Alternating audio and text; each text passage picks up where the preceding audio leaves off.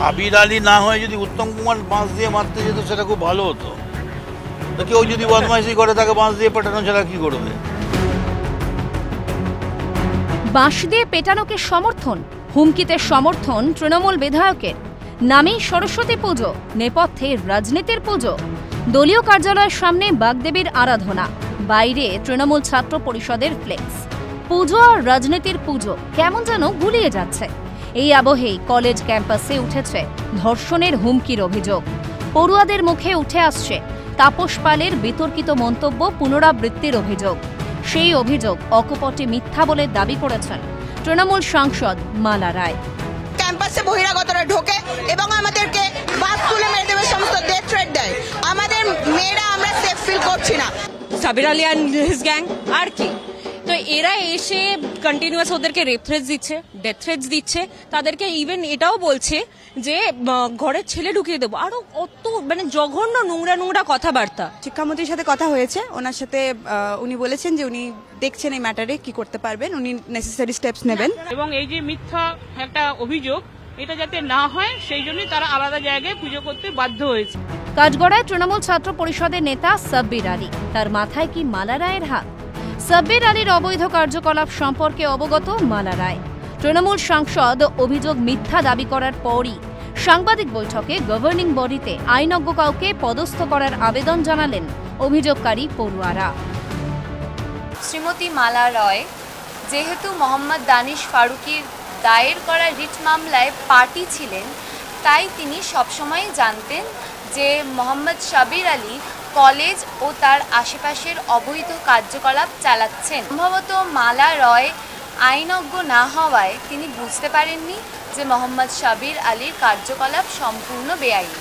এই কারণেই একটি আইন কলেজের গভর্নিং বডির সভাপতির পদে একজন বিচারক, অবসরপ্রাপ্ত বিচারক বা প্রবীণ আইনজীবী থাকা উচিত। তৃণমূলের দলীয় কার্যালয়ে ঘেঁষা যোগেশচন্দ্র কলেজের পুজোয় উপস্থিত হয়েছিলেন মদন মিত্র। পড়ুয়াদের বয়ানে অভিযুক্ত ছাত্রনেতা সাব্বির আলীকে তৃণমূল বিধায়কের একদম পাশে দেখা গিয়েছে। তবে কি শীর্ষ নেতৃত্বের ঘনিষ্ঠ মহলের দাবি আরও স্পষ্ট হচ্ছে? সাংবাদিকদের প্রশ্ন শুনে বাঁশ দিয়ে পেটানোর হুমকিতে কার্যত সমর্থন জানালেন মদন মিত্র। সাবির আলী না হয়ে যদি উত্তম কুমার বাঁশ দিয়ে মারতে যেত সেটা খুব ভালো হতো। কেউ যদি বদমাইশি করে তাকে বাঁশ দিয়ে পেটানো ছাড়া কি করবে? এই ধরনের মন্তব্যে তো ভয়ঙ্কর রূপ নেবে কলেজ এবং রাজ্যের শান্তি শৃঙ্খলা। চিত্তরঞ্জন কলেজে সরস্বতী পুজোর ফান্ডে কাটমানির অভিযোগ উঠতেই পরিচালন কমিটির চেয়ারম্যান পদ থেকে সরানো হয় তৃণমূল বিধায়ক বিবেক গুপ্তাকে।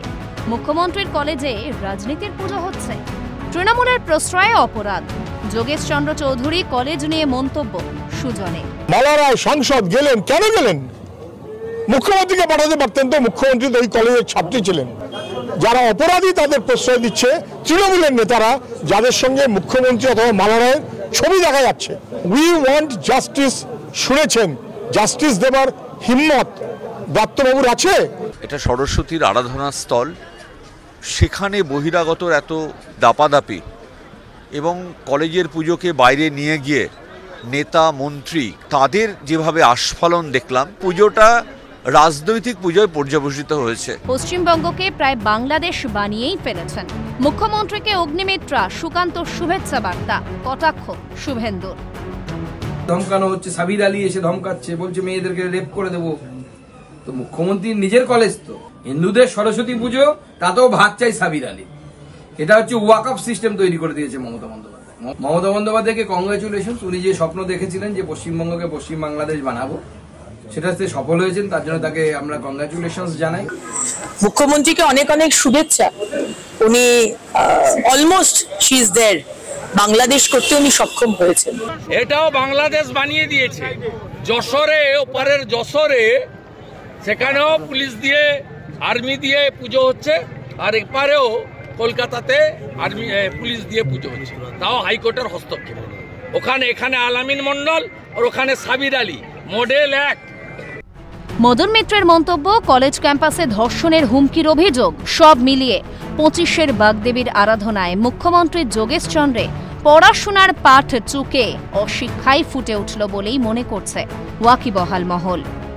ক্যামেরায় সঞ্জীব চক্রবর্তী ও জ্যাকি সিং এর সঙ্গে অভিরূপা হাজরা ও রাজা সাহার রিপোর্ট, ক্যালকাটা নিউজ।